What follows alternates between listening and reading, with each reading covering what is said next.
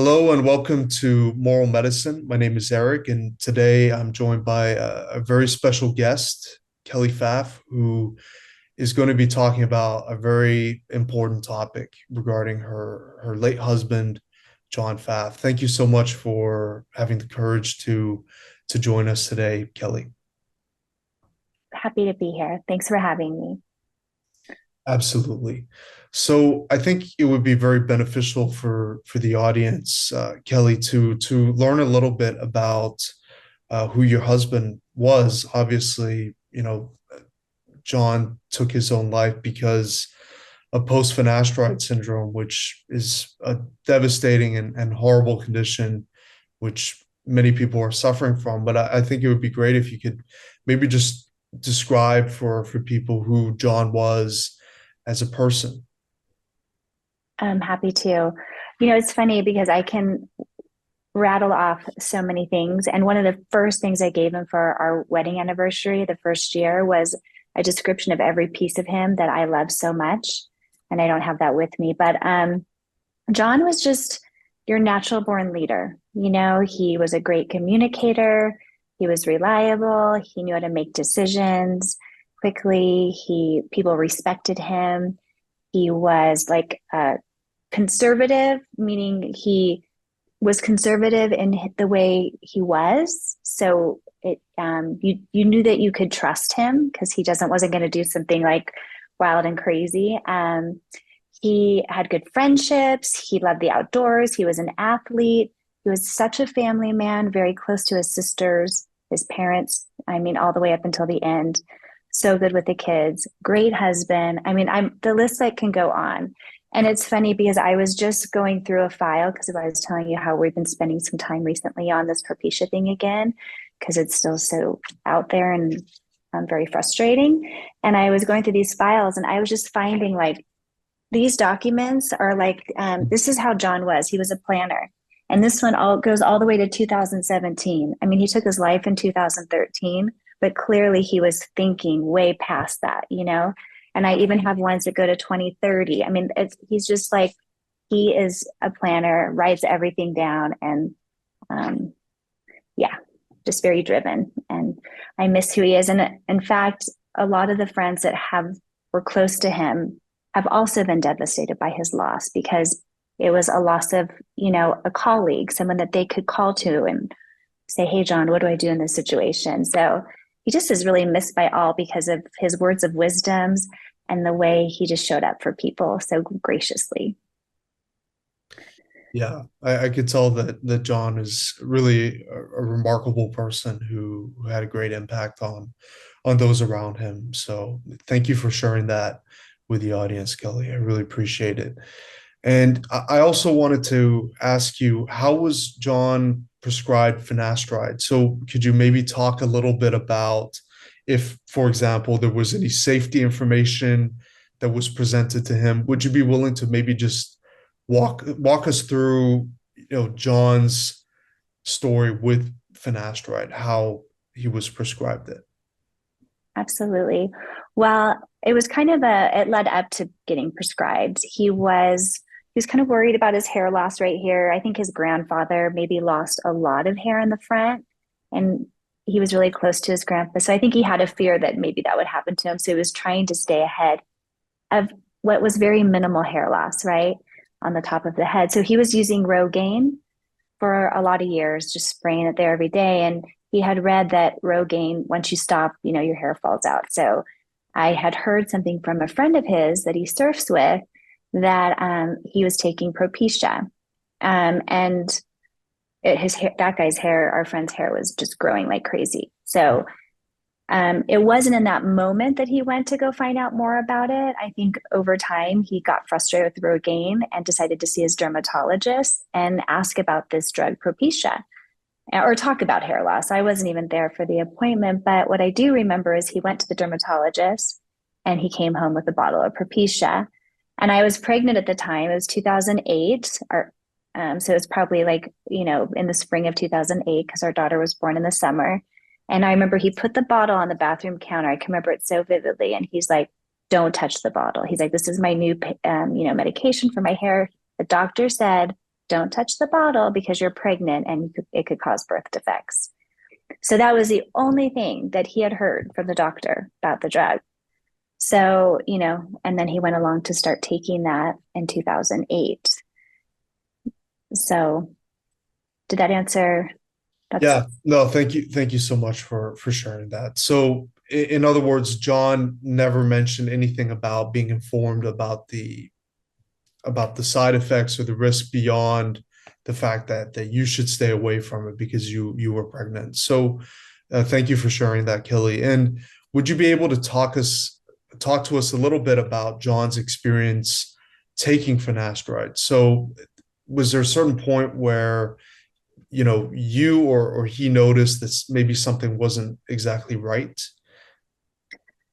It took a while actually, because like I said, I was pregnant. So he's taking the drug, and then we had our second baby. So the house was pretty chaotic.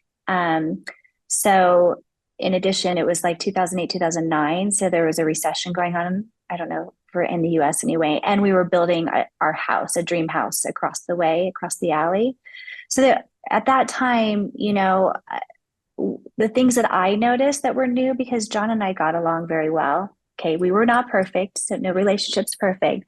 But I started to notice more like intensity. We would get in these random, like intense fights. And again, I would just attribute it to we just have a lot going on, seems sort of normal. But then the sex drive started to go down. And he was doing something that I had never seen before. But again, I just attribute it to the busyness, is that he was starting to sulk a little bit, Mm. like worried, which was not something that was prevalent in him. Worry about money. I know that sounds weird. We all worry about money, but he was like worried to the point where he didn't know what to do.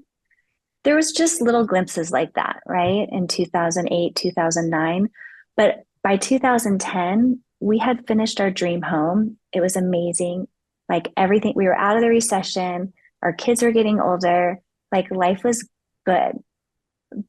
So you would think, whatever was happening back then would have been better. But actually in 2010, we started to see even more things like the sex situation. I mean, the erectile dysfunction was a kind of a thing. The sex drive was low.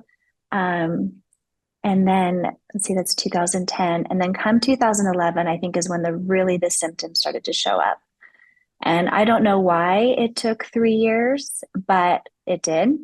And then he was having suicide ideation, panic attacks. Like I didn't even know who this person was. This was so, and again, this is in addition to the intensity, the fighting more than we used to, sulking, not me, like brain cognitive issues. I mean, I'm sorry, it's like been so long, but I'm just trying to remember all the things. And then he started to develop like these routines in his day that were very bizarre, but I can't remember if that came after the drug. He went off the drug. But basically what happened is a lot of things were happening that made us say like to ourselves, like, do we need to look at that drug you're on? Like maybe you should go off of that. And we didn't research what was happening at that time in 2011, like if any updates in the drug had happened. We just like process of elimination. Like you've been on that drug a while now. Let's take a break. Mm. And so it was when after he went off the drug that all the symptoms like doubled, Mm. which is the part that really is more upsetting. Even the drug causes things, but then when you try to make a reasonable Right. executive decision and then you go off, it's worse. So that was very alarming. Right. Well, thank you for walking us through that, Kelly. Yeah. It sounds like he was experiencing on drug side effects and then he came off the drug and then developed post finasteride syndrome as a chronic disease. So could you maybe talk a little bit more about that? So what post finasteride syndrome symptoms did John suffer from after he got off the drug? Were there any things in particular that got worse for him after he stopped taking the drug? Definitely started to become more angry. Not only to me, but the kids and his family, who was very close to. None of us were used to that. He was becoming more anxious, like paranoid. He was withdrawn. lot more. He would sort of like walk, even my son, who was like 7 at the time, would describe his dad like walking like a zombie, like super slow and kind of his head down. I mean, I guess you could also say like flatline. And some of the other symptoms was like sort of an OC, not an OCD. It was almost like a routine that he would do. He would have this morning routine that would repeat. It would be like roll his hips out, do dishes, put chapstick on, roll his hip. Like he was stuck in a pattern. And every night he watched the same show, Chariots of Fire, until the exact same time. It was, I've never seen somebody watch the same show so many times. It was just bizarre behavior. And then the worst part of it, and I think it's seriously the part that made him lose his mind towards the end, was the insomnia. The insomnia got so bad. He was trying every night we would try like we were not like drug takers, so he wasn't taking anything like that, but we tried melatonin, not drinking at the end of the day, not watching TV, playing games. But I would find him in the hot tub, in the shower, in the middle of the night. He just could not sleep, restless. And that was really hard to watch because then he would wake up tired and even be more of a zombie, right? Yeah, absolutely. The insomnia is absolutely devastating, and I know that a lot of other sufferers who really struggle to cope with the other symptoms, which are excruciating, get really worn down by the insomnia. So yeah, I'm very sorry to hear that, but thank you for explaining that, Kelly. And this is a very difficult question to ask. And again, I really appreciate you talking to us about John's story. But obviously, you have two very beautiful, successful kids and a great family. Could you perhaps explain or describe the impact of John's death on your family? Because I think that that's very important for people to hear about.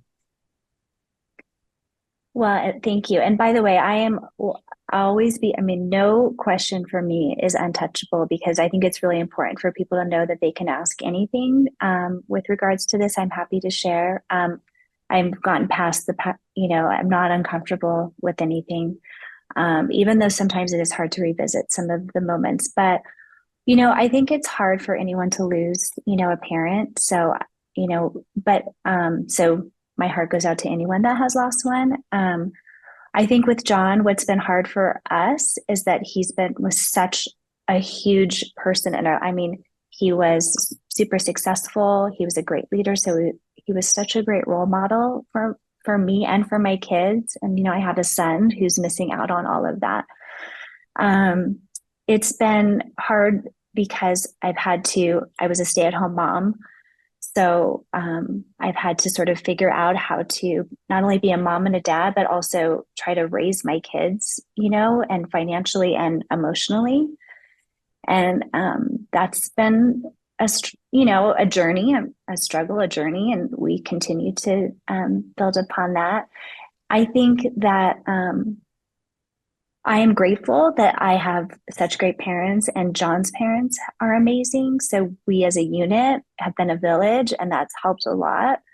But at the end of the day, I live in Park City, on this island. Basically, I chose to move here with my kids to give them nature and be able to be outside where their place where their dad loves so much. But we're not around a lot of family, so it's just been, a really there's an emptiness for sure, and that will never go away. In fact, my son's graduating from high school, and we just sort of honored the day that John committed suicide. But well, honored, what I mean by honored, like we try to not forget what changed our lives forever. But my son is struggling right now. It's interesting to watch. As you get older, you're missing your father figure doing all these great things in life, and he's not there to see them. And that part is very hard as a parent because there's nothing I can do to, say, hey, I can say he's around, his spirit, but that's not what he wants, obviously. So it's been tricky that way, especially as they get older doing cool things. He's missed. Yeah. Thank you so much for going into detail about that, because I think it's really important for people to realize that this isn't something that people, get over, even if 10 years have passed or over 10 years. That it's something that is still devastating and difficult to deal with. But I'm really glad that you got a chance to commemorate John recently. And but obviously it makes me very sad to hear what you say about your kids. But thank you so much for elaborating on that, Kelly. I really appreciate it. Well, And of course. And I just would say, like, I hope that, suicide, I mean, the struggles of Propecia are real.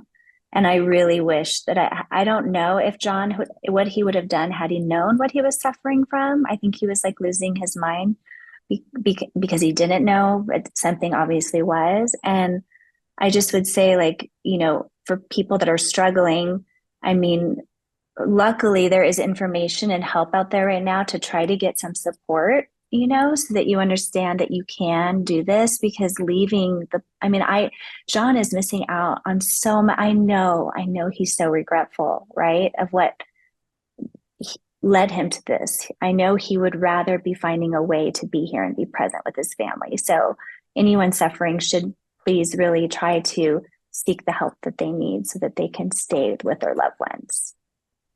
that's a really important message. And yeah, thank you for saying that. Absolutely. Yeah. And finally, Kelly, I wanted to ask you, and I think that you already touched on this, but I think it's important that I ask this. Do you think that John had enough warning and information about the possible consequences of taking finasteride to actually provide informed consent? No, I mean, absolutely not. I mean, you heard he's only knew that it was going to get my child birth defects. He was not. And I think as updates came along with, I'm not sure with the drug, with Propecia, as they started to recognize that maybe it was, I don't know that doctors were doing a good job of letting people know. I mean, maybe it was on the label later on, but like in the small writing, nobody could really see it. But, it's very upsetting to this day that it's still not properly labeled. And now you can get it anywhere. Like, it's ridiculous to me. And my fiance just went to the doctor the other day to talk about. I said, see if they, if the doctors are still talking about it. And he said, oh, I need some hair loss stuff. And they didn't mention anything about the side effects of Propecia. So that's frustrating. I mean, at least someone can make an informed decision about a drug they're taking for a cosmetic. Yeah. I mean, nothing wrong with being bald. I mean, there are some really good looking guys that have no hair. So to know that you don't need to take that drug would be very nice to know. Yeah, absolutely. Yeah, it's very sad to see how widespread this drug is at this point, and how it's just proliferating. And yeah, informed consent is certainly not being given, and it's being presented as something that's harmless and that it's safe. But obviously, this is far from the truth. So obviously, this is a very difficult but important topic to talk about, and I'm very grateful for your continued loyalty to our community, Kelly, and also to your family in general, and also your brother and your kids. So we're very grateful. Yeah, Well, I'm grateful to you, Eric, for all that you're doing to continue to spread the word and take care of yourself and find a purpose. It's all about having a purpose. That's what gets us up every day. And not to say that this is your only purpose. I'm sure you have many, but I really appreciate the work and time you're putting in to help people, yourself and people. So thank you so much for that. absolutely. It was a pleasure having you on today, Kelly, and Good thank to you so see you. much. Thank you. Thanks.